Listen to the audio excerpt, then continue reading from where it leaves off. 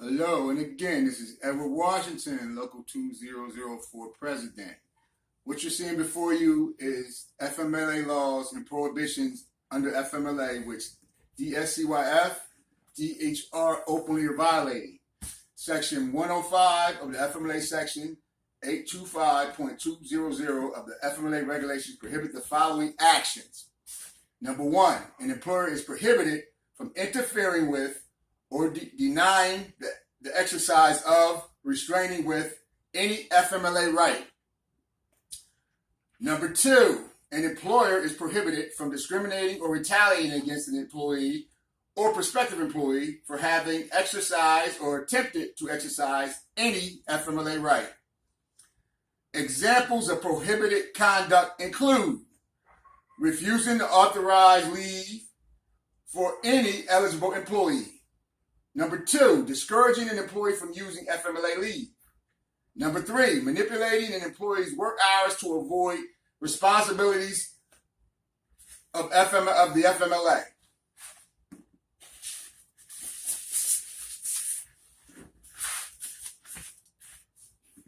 Number four, using an employee's request for or use of FMLA leave as a negative factor in employment actions, such as hiring, promotions, disciplinary actions, or number five, counting FMLA leave under no-fault attendance policies. Any violations of FMLA or the department's regulations constitute interfering with, restraining, or denying the exercise of the rights provided by FMLA. I ask all that listen to my videos to apply the law to what I have posted. What they're doing is not legal. Isaiah 54:17, no weapon forged against you shall prosper, and every tongue which rises against you in judgment you shall condemn. This is the heritage of servants of the Lord, and the righteous is from me, says the Lord. Here's why I stand outside peacefully protesting. Backstory. In 2017, Dscyf tried to place me on an attendance plan without cause, stating that they could deny me of my right to use my FMLA because I missed more time than my allowances stated, regardless of me having sick time, vacation time available. Policy except FMLA. Oh, excuse me, I read that wrong. I'm going to restate.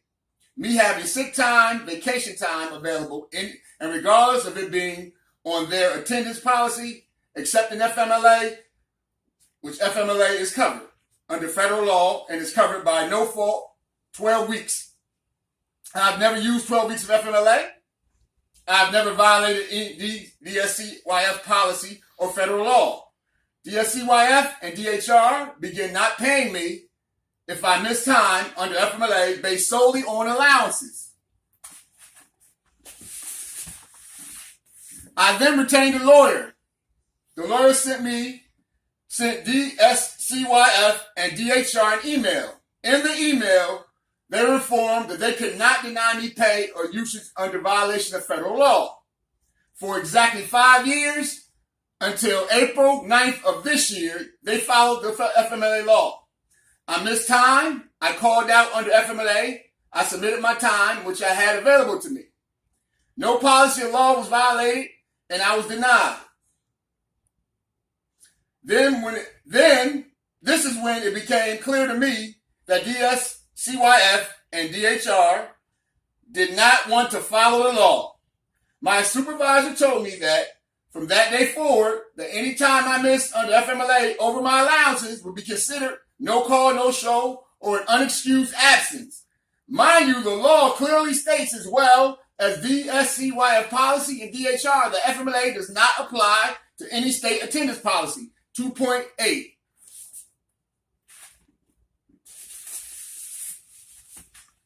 Dscyf and DHR departments knew FMLA falls solely under no fault. But this was ignored. Dscyf and DHR also knew that they have zero authority to deny me anything under federal law. So I filed a grievance stating my federal rights are being violated and I'm being discriminated against and harassed for exercising my federal right. The first hearing failed to follow Local 2004 CBA hearing protocol. Instead, my supervisor sat down next to me on Unit E with a notebook and asked me what was my issue. I told him my rights are being violated and my FMLA use is nothing he or anybody could deny. I also requested that the minutes for our conversation, which I never received, be given to me. He informed me he would pass it forward to the step one hearing to our immediate YRS and his immediate supervisor to resolve the matter.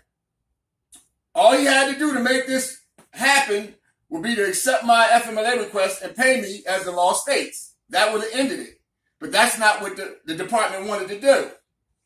I had to file a step two grievance hearing for this, and it was clear to me that the fix was in. It was during my step two process and later my step three, I knew that the director of Dscyf was abusing her power, violated federal law, Dscyf guidelines for attendance policy, and manipulated Union CBA hearing format, willfully undermining my rights and protections. If you listen to my step two hearing, you'll hear me say many times that Dscyf is violating the law in regards to my FMLA. Had not done anything wrong or violated any law or policy. The director knows what is happening during this hearing. Goes against the federal law. You will hear her tell me my FMLA lawyer is wrong. Why? Now I know I have no chance of fairness or federal law being followed during that hearing. I stated many times I use my FMLA when I am sick so that I can be paid during times of poor health. The director and the superintendent of NCCDC both violated the law. He admitted, and I quote, he only denied me FMLA when I went past my allowances. Now the plot has been revealed, allowing her administration to violate the law by normalizing denial of a law she had no authority to deny. Her findings validate that her sole intention was to place a federally protected right under Dscyf state policy. This is not legal. This is not fair, not right, or helpful to me at all. The hearing shows why oversight is needed at Dscyf and why I hold up signs outside of Dscyf campuses protesting this illegal anti-CBA unsafe tactics under the department director. Now, the next thing you're going to hear is the audio from my step two hearing. Early in the hearing, you'll hear fan noise, but that'll clear out. You'll be able to hear all parties involved crystal clear. And at the end of this, you decide who's following the law, who's making up stories, and whose rights are being violated. Thank you. Edward Washington, 2000. God bless. Here's the audio.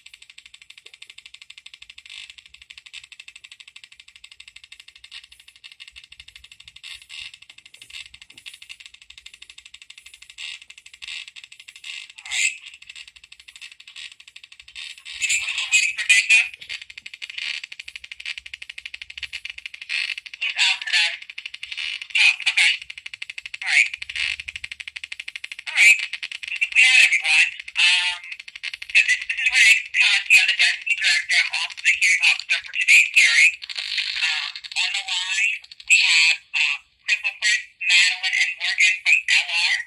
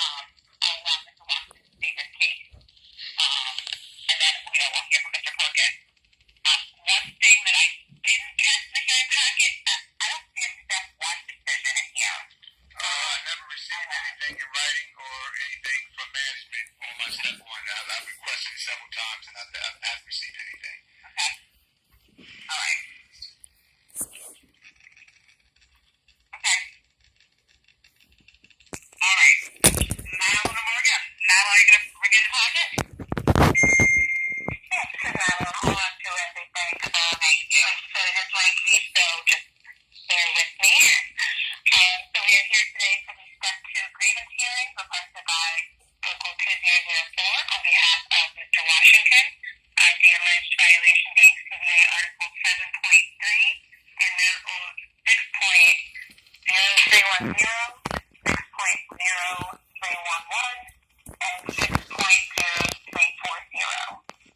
So behind tab 1, we will have the meeting invitation for today. Behind tab 2, we will have the step 2 grievance request form. We will then have LR's receipt of the step 2 grievance, as well as our objection to the filing of the grievance as it was procedurally defective, and included CBA/manual violations with 6.03 numbers that are not under the CBA, nor are they the applicable merit rules at the moment, since the merit rules were updated in 2018. However, we agreed to schedule the grievance and have it be heard.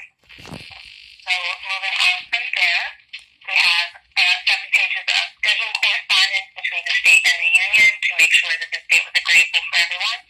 And the union did request an extension of time, so they were sent an extension of time agreement form, which I do not believe we received a fully signed yet. However, it was agreed upon in the email correspondence that we were in agreement to extend the time frame to accommodate for an afternoon hearing that everyone was available. So behind tab 3, we will have the step 1 grievance form submitted by Mr. Washington. That form ends with a violation of CBA Article 19, which is health and safety, as well as merit rule 6.0310, which is usage of sick time, I believe. And then we have 6.0311, which is sick leave, 6.0340, which is fractional sick leave, and then 6.0220 and 6.0223. Those are the merit rules listed in the back of the CBA at the time in the appendix. So we have the step 1 grievance receipt and the objections that we stated at that time of receiving it. Same ground that it was defective, as there was no specifics about Article 19 listed on the grievance form, no subsections of that article, and the merit rules were not covered in the CBA or the current 2018 updated merit rules. We then have in there we have an email from Mr. Washington specifying that with regards to FMLA information being shared without his permission and accrued time being rejected by his supervisor. Step 1 grievance did take place on June 15th. However, a decision was not issued in the time frame, which is what CBA Article 7.3 of this grievance is in reference to. So then we have the applicable merit rules. Oh wait, no, we have the entire grievance, CBA, getting lost. So we have the Local 2004 CBA, which is in effect prior to July 1st of this year. So we have that in its entirety, including the appendix, so we can see what Mr. Washington's referencing on his grievance form. We then have the applicable merit rules, so merit rule Chapter 1, Chapter 5, Chapter 15, and Chapter 18. That is 14 pages of the merit rules for reference regarding sick leave and benefits, I believe, and the grievance procedures. Then we have Mr. Washington's FMLA designation letter, stating that he has the right to FMLA that may apply. Then we have the designation notice, which specifies that he is permitted to use FMLA 2 times per month for 3 days per episode. So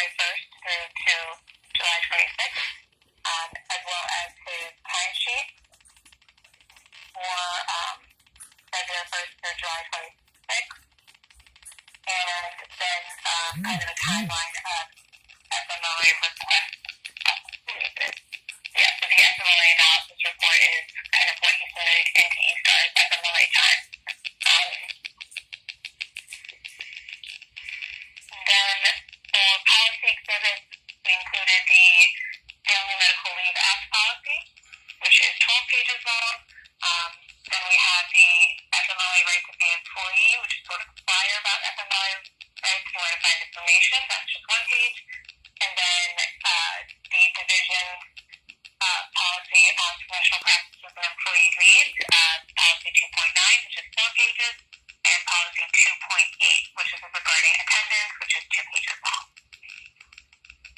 So with that, I believe we can get started. Holy moly, Madeline, thank you. Good job. That was a mouthful. Okay. All right. Okay. All right, Mr. Washington, turning it over to you. Tell me about your grievance, please. Yes.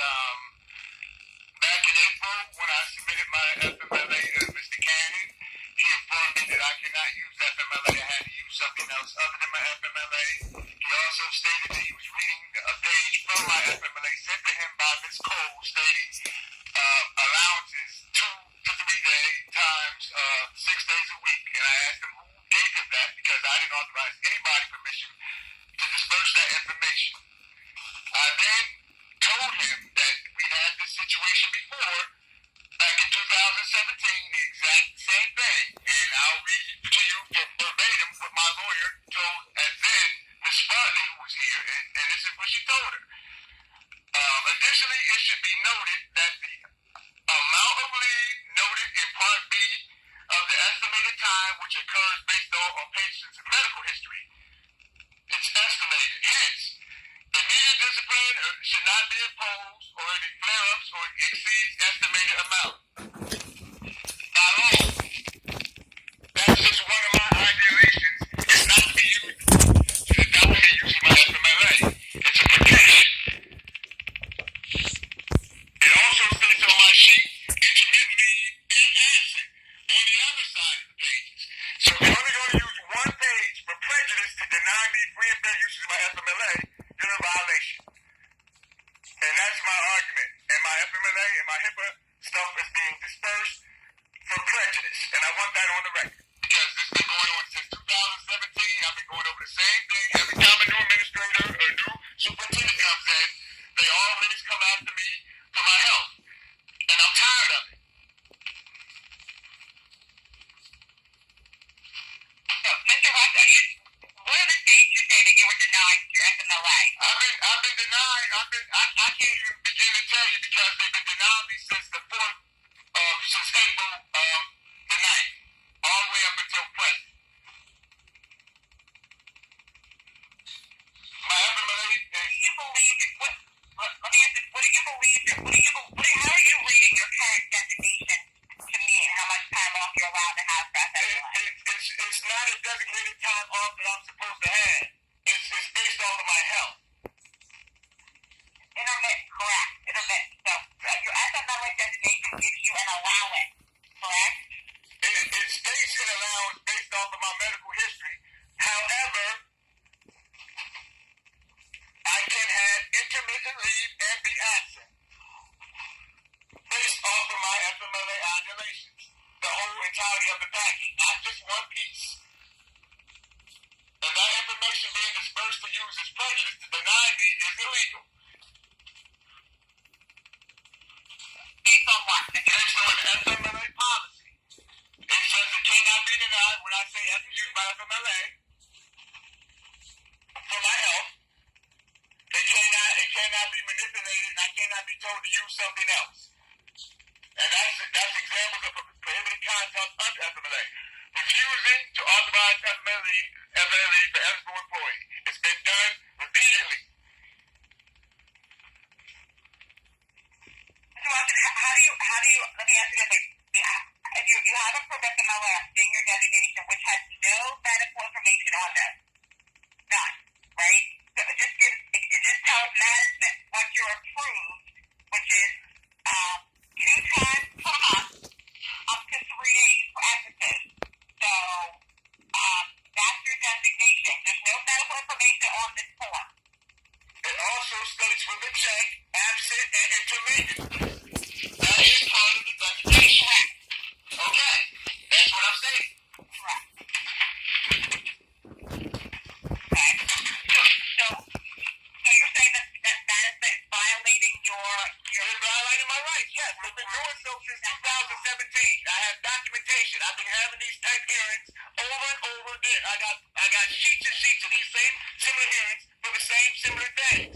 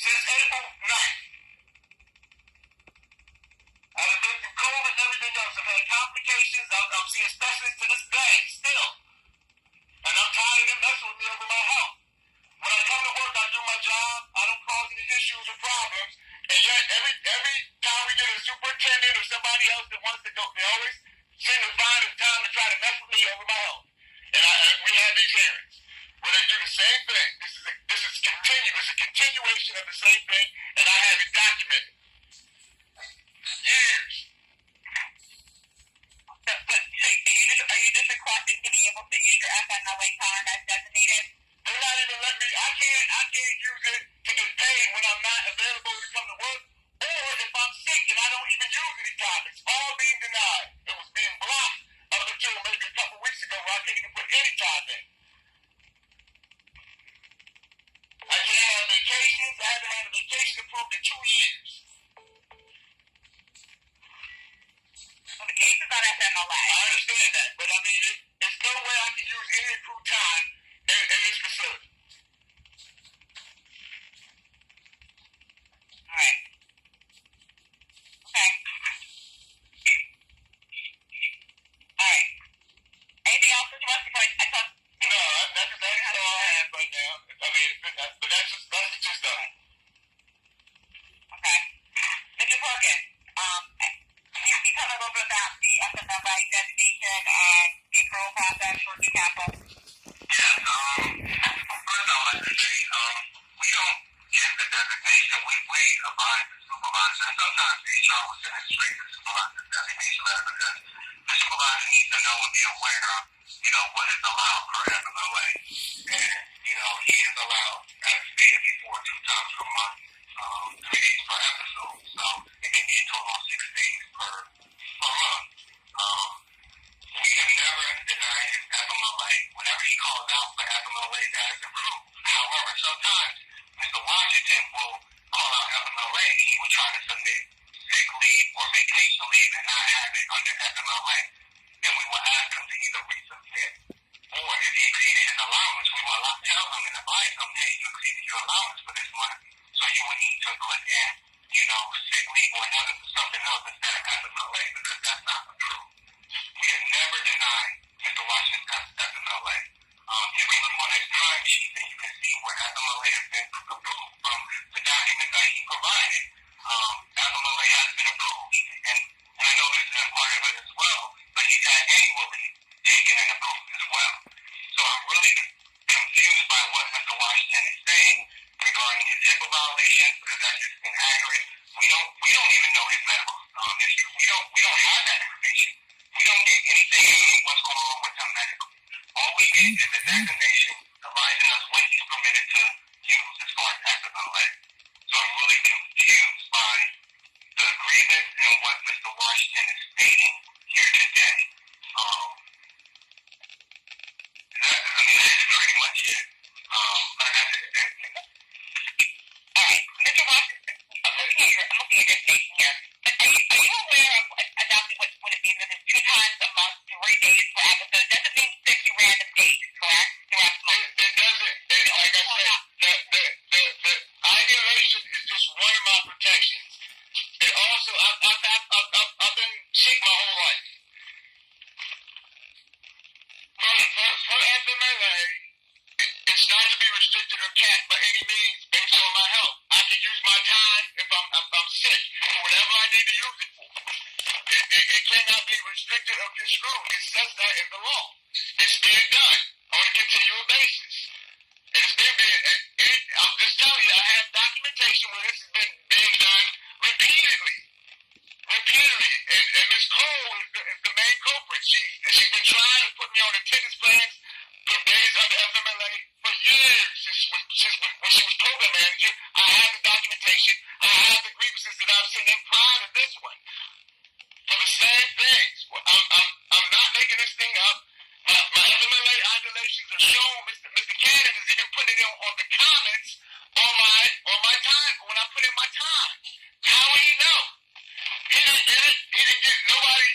And Sean didn't send it to him. He said Miss Cole sent it. That was his exact words. He said Miss Cole sent him this and told him to start denying me, told me to use something else. I've used up my allowances. I've reached my threshold. I'm sick my entire life. I've had this illness my entire life. There's no threshold on my health. So I don't know where this is coming from and why now, starting in April, it became an issue. Because it wasn't part of that. Mr. Cannon, anytime I put in the FMLA, he approved it. And then April 9th, he said Ms. Cole sent him this. I had to put in something else. He didn't say so on the time sheet. Put in something else other than FMLA, which which is against the law. You cannot tell me to submit something else other than FMLA. So if he's confused, all he has to do is look through the time sheet and look at the comments that Mr. Cannon has stated, stating me to use something else, which is illegal.